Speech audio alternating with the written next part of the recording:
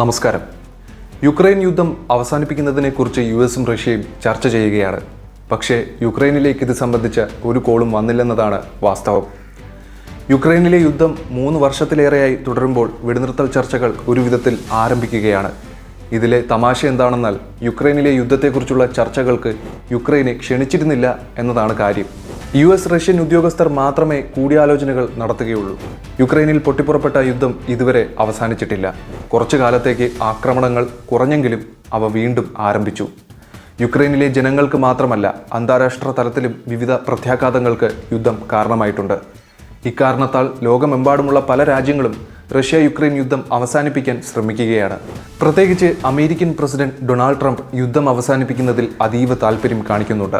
അതേസമയം വെടിനിർത്തൽ ചർച്ചകളെക്കുറിച്ചുള്ള ചില വിചിത്രമായ വിവരങ്ങൾ പുറത്തു വന്നിട്ടുണ്ട്. ഇതിനർത്ഥം യുക്രൈൻ പ്രസിഡന്റിന്റെ സാന്നിധ്യമില്ലാതെ തന്നെ യുക്രൈനിലെ യുദ്ധത്തെക്കുറിച്ച് സംസാരിക്കാൻ അമേരിക്ക തീരുമാനിച്ചിട്ടുണ്ടെന്നാണ്. വെടിനിർത്തൽ ചർച്ച ചെയ്യാൻ വരും ദിവസങ്ങളിൽ US റഷ്യൻ ഉദ്യോഗസ്ഥർ സൗദി അറേബ്യയിൽ കൂടിക്കാഴ്ച നടത്തുമെന്നാണ് റിപ്പോർട്ട്. പക്ഷേ വിചിത്രമായ കാര്യം എന്തെന്നാൽ സൗദി അറേബ്യയിൽ നടന്ന ചർച്ചകൾക്ക് യുക്രൈനെ ക്ഷണിച്ചിട്ടില്ല എന്നതാണ്. ഈ വിവരം യുക്രൈനിയൻ പ്രസിഡന്റ് സെലൻസ്കി തന്നെയാണ് വ്യക്തമാക്കിയത്. അതായത് യുക്രൈനിയൻ പ്രസിഡന്റ് ഇല്ലാതെ തന്നെ യുക്രൈനിലെ യുദ്ധം അവസാനിപ്പിക്കുന്നതിനെക്കുറിച്ച് US റഷ്യൻ ഉദ്യോഗസ്ഥർ കൂടിയാലോചനകൾ നടത്തുമെന്നാണ്. ഇതിനായി US state secretary Marco Rubio, ദേശീയ സുരക്ഷാ ഉപദേഷ്ടാവ് Mike Waltz, White House Middle East പ്രതിനിധി സ്റ്റീവ് വിറ്റ്കോഫ് എന്നിവർ അമേരിക്കയെ പ്രതിനിധീകരിച്ച് സൗദി അറേബ്യയിലേക്ക് പോകുമെന്നാണ് വിവരം. അതേസമയം റഷ്യയെ പ്രതിനിധീകരിച്ച് ഈ ചർച്ചകളിൽ ആരൊക്കെ പങ്കെടുക്കുമെന്ന് വ്യക്തമായ വിവരങ്ങളൊന്നുമില്ല.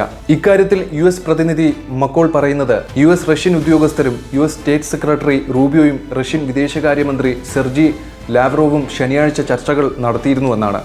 ഈ കൂടിയാലോചന യോഗം സൗദി അറേബ്യയിൽ നടക്കുമെന്നാണ്. അതിനുശേഷം 3 രാജ്യങ്ങളിലെയും നേതാക്കൾ കൂടിക്കാഴ്ച നടത്തി ചർച്ച ചെയ്യും. ഡൊണാൾഡ് ട്രംപ്, പുടിൻ, സെലൻസ്കി എന്നിവർ തീർച്ചയായും ഇതിൽ പങ്കെടുക്കും. സംഘർഷം അവസാനിപ്പിക്കുന്ന അവസാന യോഗമായിരിക്കും ഇതെന്ന് മക്കോൾ വ്യക്തമാക്കി.